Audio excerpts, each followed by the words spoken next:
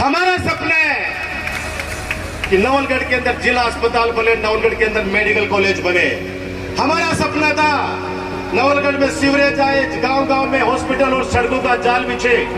हमारा सपना था बाबा साहब भीमराव अम्बेडकर का छात्रावास बने। हमारा सपना था पीजी कॉलेज बने बच्चों के लिए, और हमारा सबका सपना था बेटियों के लिए अलग से महिला महाविद्यालय होना चाहिए। हमारा सपना था ITI कॉलेज खुलनी चाहिए। ये सपने हमने पूरे किए, और इन सपनों को पूरा करने में सबसे ज्यादा भूमिका, यानी 100 में से 99% भूमिका किसी की है, तो आप सब लोगों की है, नवलगढ़ की, मेरे छत्तीसगढ़ की। यहाँ पर उपस्थित सभी मेरे पिता तुल्य बुजुर्गों, माता बहनों, नौजवान दोस्तों, पत्रकार साथियों, आज पूरे हिंदुस्तान में केंद्र सरकार की नीतियों के खिलाफ और विशेष तौर से अग्निवीर, अग्निपथ, एक ये जो स्कीम लेके आए हैं, स्कीम नहीं मैं कह रहा हूं, ये स्कैम लेके आए हैं, उसके खिलाफ पूरे राष्ट्र में कांग्रेस पार्टी सत्याग्रह कर रही है। मुझे खुशी है कि मेरे नवलगढ़ में 36 कौम के लोग इस सत्याग्रह के अंदर अपनी आहुति दे रहे हैं। मेरे से पहले वक्ताओं ने, विशेष तौर से उन फौजी भाइयों ने जो अपने विचार रखे, उन विचारों के अंदर हम सब लोग अपनी सहमति जताते हैं, क्योंकि बहुत बड़ी बातें उन्होंने कही हैं। कप्तान रामनिवास जी ने स्टार्ट किया था। कप्तान साहब ने सबसे बड़ी बात जो कही, वो कही कि फौज के अंदर आरक्षण कर दिया।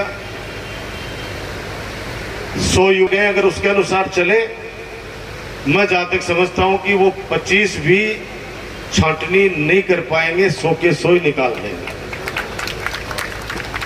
भाई भतीजावाद, क्षेत्रवाद, जातिवाद, धर्मवाद सब हावी हो जाएंगे वहां पे। देश के प्रधानमंत्री जी 2014 में आपने सत्ता संभाली। 2014 के बाद में कितनी ऐसी परिस्थितियां बनी जिसमें लोगों की जानें गई। सबसे पहले नोटबंदी, लोग बैंकों के बाहर लाइन में लग कर अपना दम तोड़ चुके थे, हजारों की तादाद में पूरे देश में। उसके बाद कोविड आया। देखो, कोविड से कोई ताल्लुक नहीं है केंद्र सरकार और राज्य सरकार का, लेकिन क्या होता है, वैसे लोकतंत्र के अंदर जनप्रतिनिधि का भी पग फेरा होता है। अगर पग फेरा अच्छा हो जाए तो सब लोग खुशहाली का जीवन जीते हैं, और पग फेरा अगर खराब हो जाए, बिजली अगर घर में खराब आ जाए तो भी घर न क्या कर दे स्थिति है। कोविड आया और हजारों लाखों लोग मरे, और वो भी किस लिए मरे? ऑक्सीजन के अभाव में। अगर ऑक्सीजन नहीं मिल रही है, बेड नहीं मिल रहे हैं, ये तो सरकारों की ही लापरवाही मान लो या विफलता मान लो। और उसके बाद के अंदर किसान के 3 काले कानून लाए गए। 1 साल तक किसान सड़कों के ऊपर रोते रहे, बिलखते रहे, संघर्ष करते रहे, अपनी जान देते रहे, और ये लोग उनको आतंकवादी, खालिस्तानी, पता नहीं किस किस उपाधियों से ये लोग उनको नवाजते रहे। और अंततः क्या हुआ? वो काले कानून वापस लेने पड़े। लेकिन कितने लोगों की शहादत के ऊपर आप सोचिए। जैसा भी मदरूप जी ने बताया कि एक केंद्रीय मंत्री का बेटा, किसानों का जुलूस निकल रहा था, और पीछे से जीप से टक्कर मारकर 8 किसानों को मौत के घाट उतार दिए। और आज वो मंत्री पद पे बने हुए हैं। वो मंत्री जी हटे नहीं है। कोई जमाना था, हम सुनते हैं कि लाल बहादुर शास्त्री जैसे महान नेता जिन्होंने एक ट्रेन दुर्घटना की वजह से इस्तीफा है, वो अखंड भारत में। आज मेरे को किसी ने मैसेज भेजा एक कि भाई साहब, पहले तो विकलांग से दिव्यांग आए थे, विकलांग को दिव्यांग कहा तो हमारे गांव के अंदर भी एक दो मेरे साथी है मेरे बचपन के, वो बोले भाई साहब आप दिव्यांग बन गए। मैंने कहा ऊपर वाला से दुआ करेंगे कि विकलांग का नाम चेंज करके दिव्यांग रखा है तो उसके साथ तुम्हारे को कोई सुविधा भी मिले।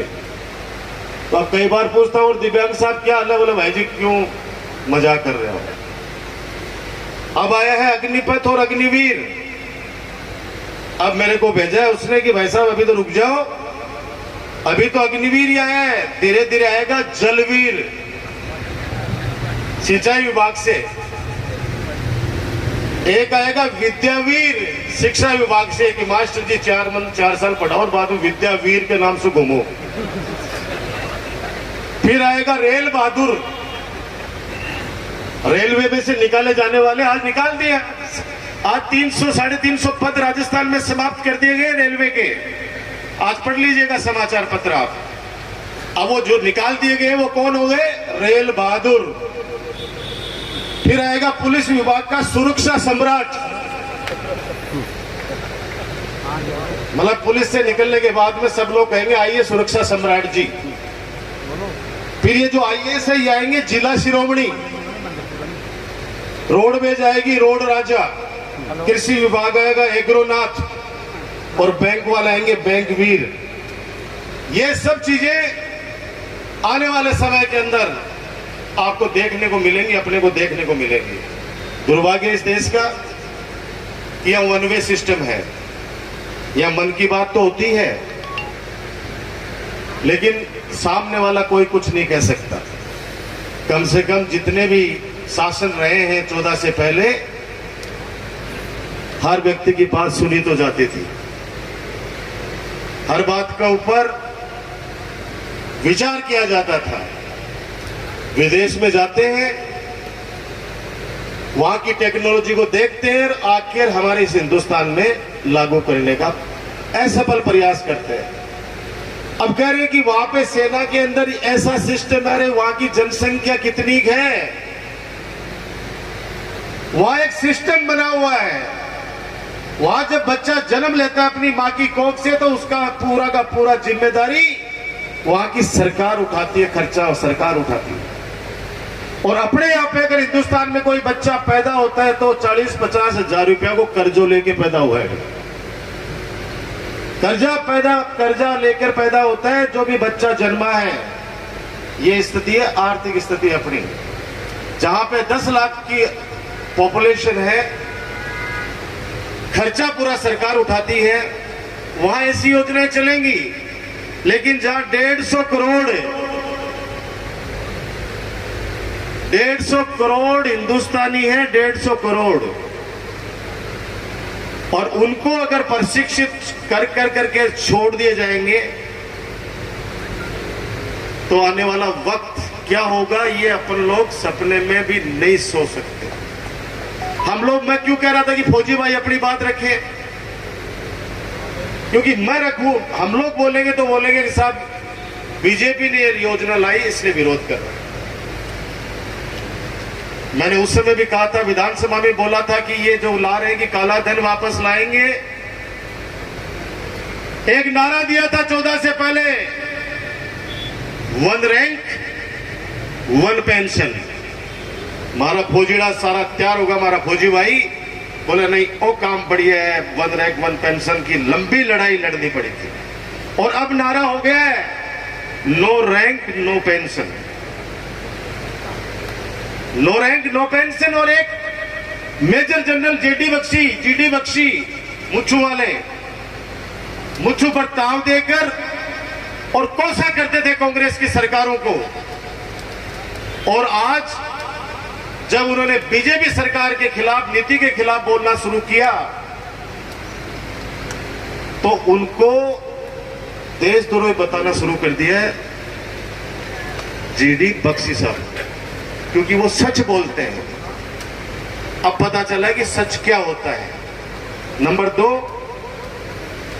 पहली बार ऐसे हिंदुस्तान में हुआ है कि CGI chief justice of India आज रिटायर होते हैं और 1 महीने बाद में राज्यसभा की शपथ लेते हैं। सीजीआई राष्ट्रपति से भी ऊपर है। न्यायपालिका का भी राजनीतिकरण कर दिया इन्होंने, और अब फौज का भी राजनीतिकरण कर दिया। इससे बड़ा दुर्भाग्य इस लोकतंत्र का नहीं हो सकता, हमारे हिंदुस्तान का नहीं हो सकता। सच कह रहे थे सज्जन फौजी कि पहली बार ऐसा हुआ इतिहास में जब तीनों सेना अध्यक्ष सरकार का बचाव करने के लिए पत्रकार वार्ता कर रहे हैं, और पत्रकार वार्ता करके और सरकार का पक्ष रख रहे हैं। दुर्भाग्य है ये। अरे जुडिशरी को तो छोड़ो, अरे सेना को तो छोड़ दो भाई। आज 4 साल के जब जाएगा सेना के अंदर और वहां पे कितनी बातों का वो शिकार होगा, हीन भावना से ग्रसित हो जाएगा। आज अगर घर के अंदर ये पता चल जाए कि ये 4 साल के लिए ही हमारा एग्रीमेंट हुआ है, तो क्या वो व्यक्ति उस परिवार को संभाल पाएगा? हमारा झुंझुनू जिला, हमें गर्व है इस वीर भूमि पर पैदा हुए। ये झुंझुनू जिला वीरों का जिला है। हर गांव के अंदर आपको शहीदों की मूर्ति मिल जाएगी। हर मां की कोख आज भी कहती है कि मेरा बेटा अगर शहीद हुआ है तो मेरा पोता भी हिंदुस्तान की सरजमीन पर सीमा की रक्षा के लिए मैं भेजूंगा। लेकिन अब विचार बदल जाएंगे। आने वाले समय के अंदर जिस प्रकार से एयरपोर्ट भेज दिए गए, मैंने तो इनसे सवाल किया था, मैंने कहा रहे तुम बदराना बदराना बदराना करके क्यों बदनाम कर रहे हो मन भाई? मैं तो कोई न कोई चीज अटे लगा रहे, कोई को मालिक है भी को। ये नगर पालिका नगर कोई पीपीपी मोड पे देते हैं, कोई प्राइवेट आदमी देते हैं, और फिर भी सोचो। और जिसको दी थी आज वो इस जमीन पर नहीं है, इस दुनिया में नहीं है। लेकिन मैं श्रद्धांजलि अर्पित करना चाहूंगा कमल मुरारका जी को, जिन्होंने सुंदर भवन और लाइब्रेरी बनाकर नवलगढ़ की जनता को समर्पित किया।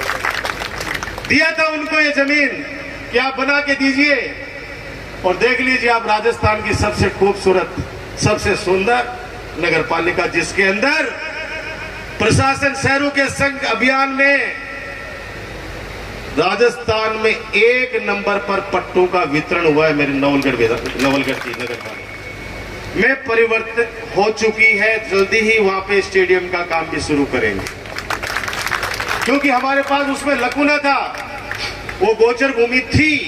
हमारे पास कागज उपलब्ध कराए गए और हमने माननीय एसडीएम साहब और कलेक्टर साहब से निर्णय हुआ 430 बीघा के अंदर शानदार स्टेडियम और नवलगढ़ के और भी विकास के कार्य उसमें होंगे। अब देख लेना, जब स्टेडियम का काम चालू करूंगा तो उधर भी आरोप प्रत्यारोप शुरू हो जाएंगे। सबसे बड़ा कारण तो यह कि 100 बीघा जमीन तो दाबरा की है, यही बदराना की भी 30 बीघा जमीन दबेड़ी है। और मिलिट्री कैंटीन हमारे फौजी भाई झुंझुनू जाते हैं, मैं चाहता हूं कि नवलगढ़ के अंदर उनको मिलिट्री कैंटीन की सुविधा मिले। वो सारी चीजें हो गई है। ये बात मैंने इसलिए करी कि निराश मत होना, किसी भी चीज से घबराने की आवश्यकता नहीं है। नीयत जिसकी साफ होती है, ईश्वर उसको बहुत आगे बढ़ाता है। और हमेशा, और मैं तो ये कहना चाहता हूं, कुछ चीजें मेरे मन में थी, मैंने कहा मेरे लोगों से मैं उनको, जिस इंसान की नीयत अच्छी है तो उसका नसीब कभी बुरा हो ही नहीं सकता। नंबर 1 कहना चाहता हूं कि जिस इंसान की नीयत अच्छी है तो उसका नसीब कभी बुरा नहीं हो सकता। और नीयत और सोच अच्छी होनी चाहिए। बातें तो हर कोई अच्छी करता है, बोल राम साहब तो हर कोई अच्छी करता है। आया था ना, नारे लगवाया करते थे, आवाज आती थी कि अच्छे दिन, पूरी जनता बोलती आएंगे। अब वो नारों दोबारा सुने हैं क्या? कभी नहीं सुना है। क्योंकि मैंने एक माताजी से पूछा, मैंने कहा माता जी अच्छे दिन आगा? बोला 1000 रुपया को सिलेंडर खरीद के ले आऊं, बाप बना गड्ढा नहीं लागे बोले। और एक वो बाबा जी तो आजकल दिख ही नहीं रहे, वो काला धन वाले आजकल नहीं दिखते, योग कराते हुए भी नहीं दिखते बाबा जी। 50 सुरक्षा गार्डों को लेकर 10,000 करोड़ का टर्नओवर लेकर मौज कर रहे हैं। बाढ़ में जाए काड़ो धन, मैं तो हमेशा कह रहा हूं कि धन भी कोई काड़ो है कि जगागन धनो है ना, वो अलग ही चमके। धन कभी काला नहीं होता, काला होता है गरीबी, काली होती है बेरोजगारी, काली होती है भूखमरी। धन कभी काला नहीं होता। और मैं कहता हूं, एक ही बात इस बारे में खत्म करूंगा, जो ये इश्यू चल रहा है इसलिए कहना चाह रहा हूं कि मुझे हर किसी के सामने, मुझे हर किसी के सामने खुद को अच्छा साबित करने का शौक नहीं है। मैं उनके लिए, आपके लिए अनमोल हूं जो मुझे समझते हैं, जो मुझे समझते हैं माता की। और जो मुझे समझते हैं मुझे उनकी परवाह करनी है। कम से कम नवलगढ़ में लोकतंत्र तो है कि नवलगढ़ नगर पालिका में मैंने कहा खुला मंच आ जाओ, हमसे सवाल कीजिए। गोविंद का सेठ के ट्रस्टी खुद आए यहाँ पे, सवाल को जवाब दो, ले लीजिए जवाब। कागज चाहिए कागजों से ले लीजिए, मौखिक लेना चाहते हो हमसे मौखिक लीजिए। और एक वकील साहब ने तो कहा है, बहुत सीनियर है, उनका बहुत रेस्पेक्ट करता हूं, उन्होंने कहा कि विधायक की भूमिका संदिग्ध है। अरे भाई, मैं तो बीज खेत था, मैं तो बीज खेत था, ये योजना ही हम लेके आए। संदिग्ध किस बात की संदिग्धता तलाश कर रहे हो? हमारा सपना है कि नवलगढ़ के अंदर जिला अस्पताल बने, नवलगढ़ के अंदर मेडिकल कॉलेज बने। हमारा सपना था नवलगढ़ में सीवरेज आए, गांव गांव में हॉस्पिटल और सड़कों का जाल बिछे। हमारा सपना था बाबा साहब भीमराव अंबेडकर का छात्रावास बने। हमारा सपना था पीजी कॉलेज बने बच्चों के लिए। और हमारा सबका सपना था बेटियों के लिए अलग से महिला महाविद्यालय होना चाहिए। हमारा सपना था आईटीआई कॉलेज खुलनी चाहिए। ये सपने हमने पूरे किए। और इन सपनों को पूरा करने में सबसे ज्यादा भूमिका, यानी 100 में से 99% भूमिका किसी की है तो आप सब लोगों की है, नवलगढ़ की, मेरे छत्तीसगढ़ की जनता की है। आरोप लगाना आसान है, सुन तो नहीं रहे, बोल तो नहीं रहे। कभी प्रेस कॉन्फ्रेंस करते हुए देखा है माननीय प्रधानमंत्री जी को? कभी नहीं देखा होगा। और कल परसों एक वीडियो देखा कि अगर बीच के अंदर फोटो शूट के अंदर कोई व्यक्ति आ गया और वो भी एक मेंबर ऑफ पार्लियामेंट, उसका किस तरह से अनादर कर दिया गया। कैबिनेट की मीटिंग के अंदर, आपका नवलगढ़ का कैबिनेट की मीटिंग के अंदर प्रतिनिधित्व रहा है पिछले कार्यकाल में, आवाज उठाते थे हम लोग। कोई मुख्यमंत्री जी बात रखते थे, हमारे से सुझाव लेते थे, हम सुझाव देते थे। केंद्रीय कैबिनेट की मीटिंग के अंदर सिर्फ आदेश सुनाए जाते हैं, बाकी हस्ताक्षर करा लिए जाते हैं। अरे जिस आदमी ने गरीबी नहीं देखी हो, जिस आदमी ने जमीन नहीं देखी हो, जिस आदमी को पता नहीं कि आम आदमी की तकलीफ क्या है, सैनिकों के लिए योजना बनाने वाले कौन लोग हैं, उनका पता करिए, आपको पता चल जाएगा। वो लोग हैं जो धरातल की बात को समझते नहीं है। अब उनसे पूछा गया कि ये योजना क्यों लाए? पैसा नहीं है केंद्र सरकार के पास। अभी तो सितंबर के अंदर ये फ्री, ये खाद्य सुरक्षा भी बंद होने वाली है, फ्री का राशन। उसके बाद अच्छे दिन आ जाएंगे। फ्री का राशन की योजना भी बंद करने वाले हैं और कह रहे हैं कि निजी हाथों में दे दीजिए सब चीजों को, वो जाने अपना काम जाने। बहुत दुख होता है जब 70 साल के अंदर हमारे देश के प्रधानमंत्री, चाहे पंडित जवाहरलाल नेहरू से लेके चौधरी चरण सिंह जी से लेके विश्वनाथ प्रताप सिंह जी से लेके, जिन्होंने भी इस देश के अंदर प्रधानमंत्री पद की जिम्मेदारी संभाली है, इस देश के लिए बहुत कुछ किया है। 70 साल में हमारा देश बहुत आगे बढ़ा है। और आज वो लोग कहते हैं कि 70 साल में कुछ नहीं किया। अभी मैं 2 दिन पहले हैदराबाद में था, एक मोदी जी के भक्त मिल गए, मेरा स्वागत किया था उन्होंने। उनको पता नहीं कि मैं किस नेचर का व्यक्ति हूं। उन्होंने फूल का गुलदस्ता दिया, फिर जूस पिलाया और फिर बोले कि ये चीज तो होनी चाहिए राजकुमार जी। मैंने कहा भाई अब घर पे आया, स्वागत कर लिया, अब जाने दे हमको यार। नहीं माना। लास्ट के उनके मुंह से निकल गई कि 70 साल में कुछ नहीं हुआ था, अब देखो क्या हो रहा है इस देश के अंदर, बहुत शानदार कार्य हो रहे। तो मैंने कहा कि ये कौन है? बोले मेरा बेटा। ये कौन है? बोले मेरा पोता। मैंने कहा अभी आप कह रहे थे कि मैं 100 रुपए लेके हैदराबाद आया था आज से 60 साल पहले, और आज 500 करोड़ का मेरा टर्नओवर है। तो मैंने कहा आपका पोता तो मानता नहीं है, आपका पोता नहीं मानता इस बात को कि आप 100 रुपए लेके आए थे। उस समय आप कह रहे हो कि मैं साइकिल पे चलता था और आपका पोता किस चीज पे चलता है? बोले मर्सिडीज में। मैंने कहा असली तरक्की तो इसने की है। अरे साइकिल से आपका पोता मर्सिडीज गाड़ी पर आ गया 1 करोड़ की पे, तो उस साइकिल के संघर्ष को भूल जाओगे क्या आप? बोले नहीं भूलूंगा। तो मैंने कहा क्यों फालतू की बातें करोगे, 70 साल में कुछ नहीं हुआ।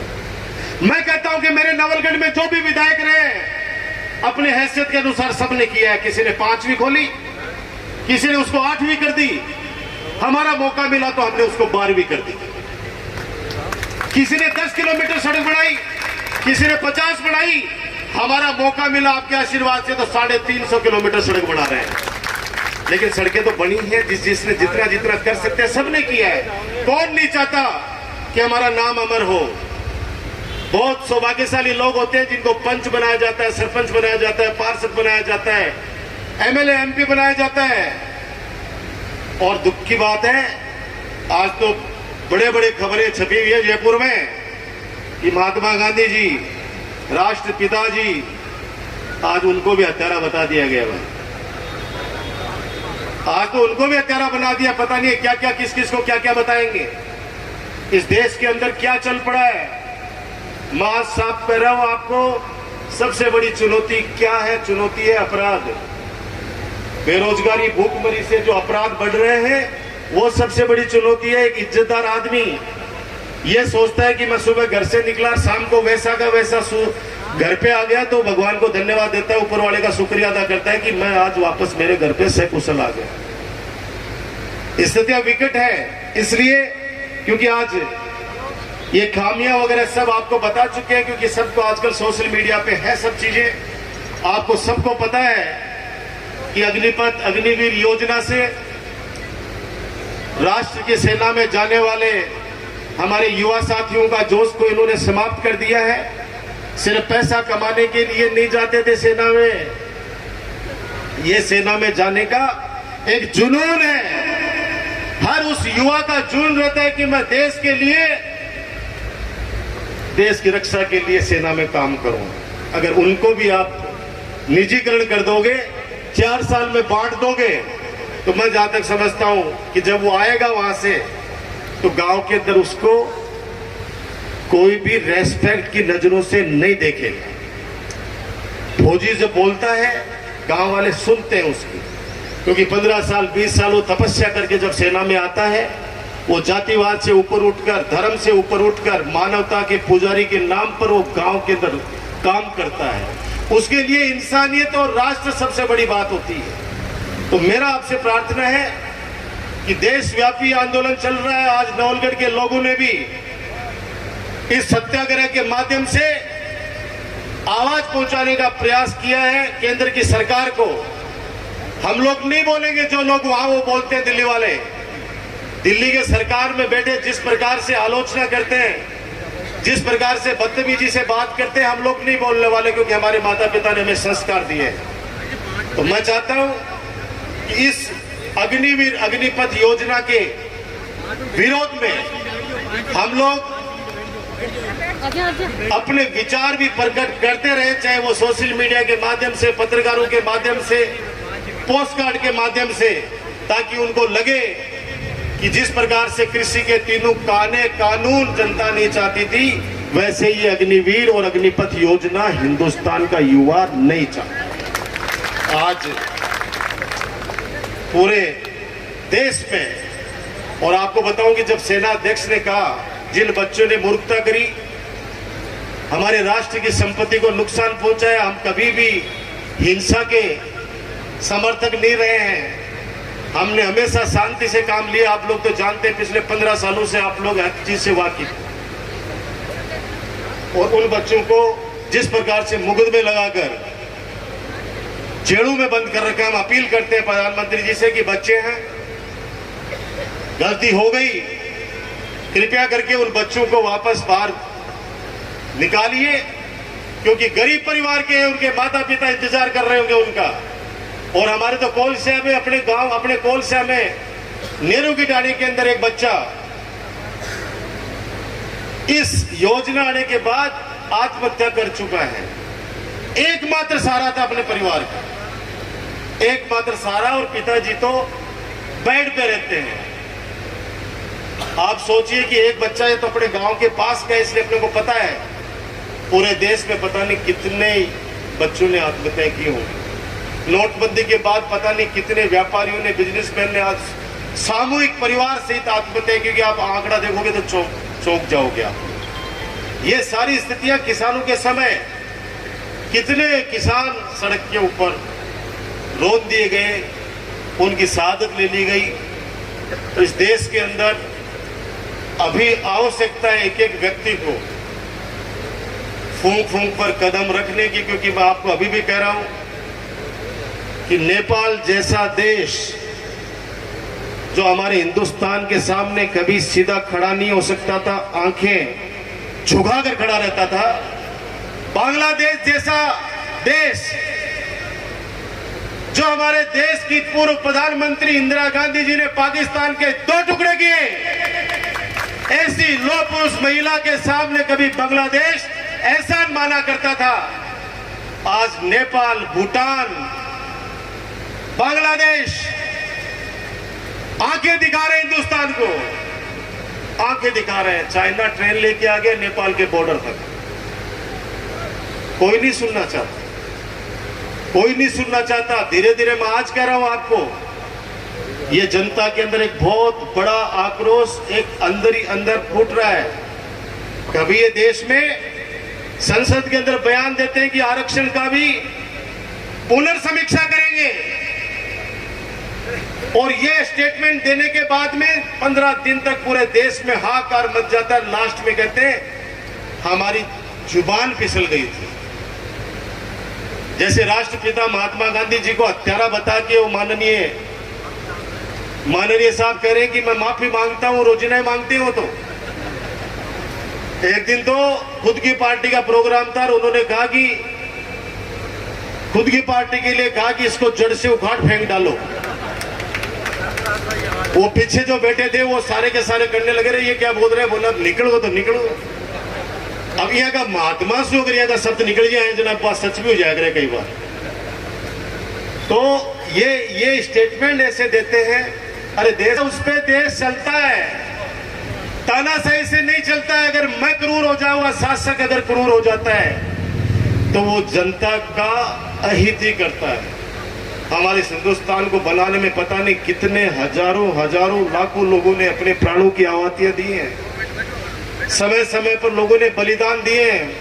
हाथ जोड़ के विनती है, इसको प्राइवेट देश मत बनाओ।